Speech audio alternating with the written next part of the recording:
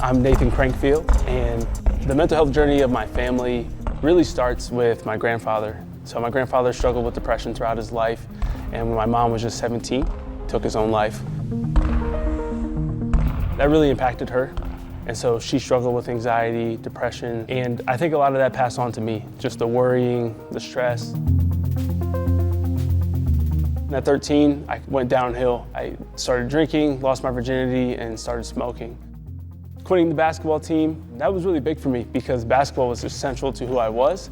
It was my favorite thing in the world. Everybody that knew me knew I loved playing basketball. And so when I had this kind of run-in with my parents, finding out about my lifestyle, and that was really a godsend because I was just absolutely lost and I didn't know how to get my way out of it.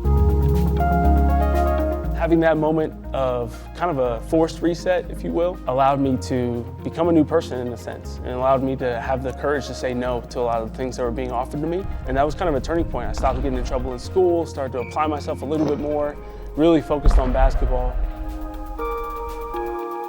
I told my mom when I was 10 years old that I wanted to join the Army. Finding the ROTC table where they told me we could pay for you to go to college and you could become an officer, I was like, that sounds like a pretty good deal.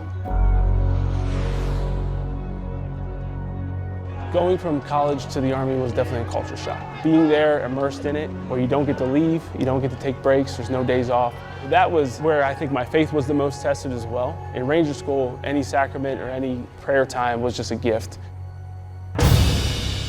When we got to the time of actual deployment, it was just very surreal.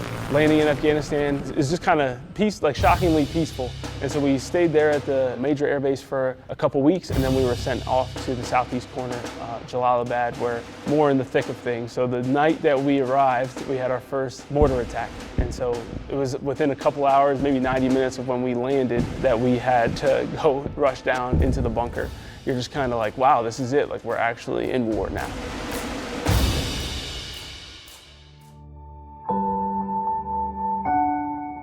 One of the gifts of being at war is having that reality that death is close. That sounds scary, I think, and seems like a downside to a lot of people, but it really does help you to prepare your soul to say, what's going to happen to me if I die today? We forget the fact that death could happen to any one of us on any given day at any given time. And so having it a little more near actually helps you to prepare your soul. When we got back from Afghanistan, I had this great transition and found basically what was my dream job. I started to do some online ministry. I'd given a lot of talks, I still do a lot of speaking now and podcasting. Through those, I met my wife. I decided to take a job at Benedictine College, which was in the same town that she was working.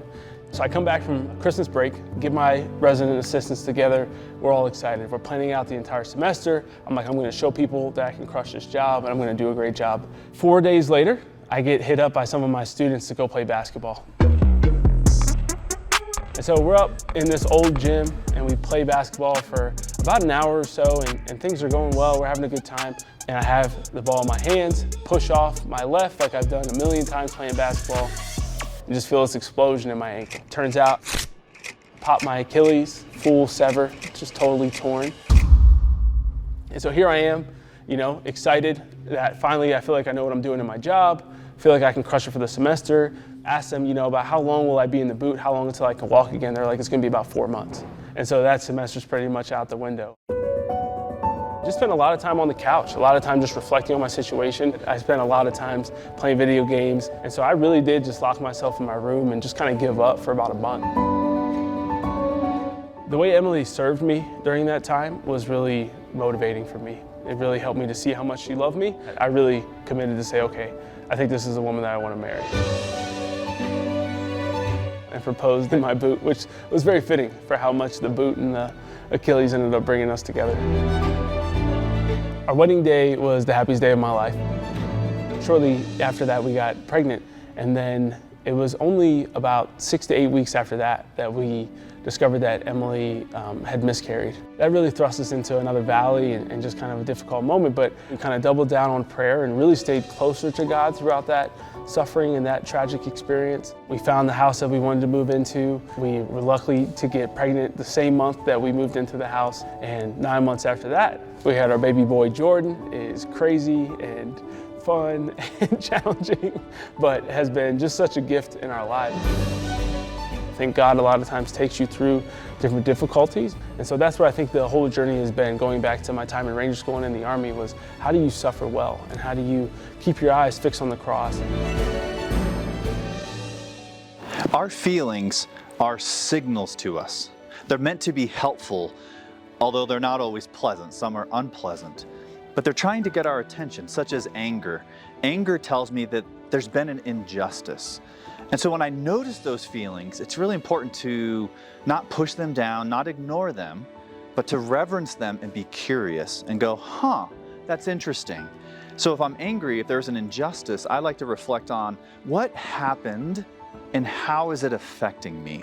Romans 8:28 says that God works all things for good, that even my imperfect life, that God has the perfectly masterful plan to do something beautiful with it.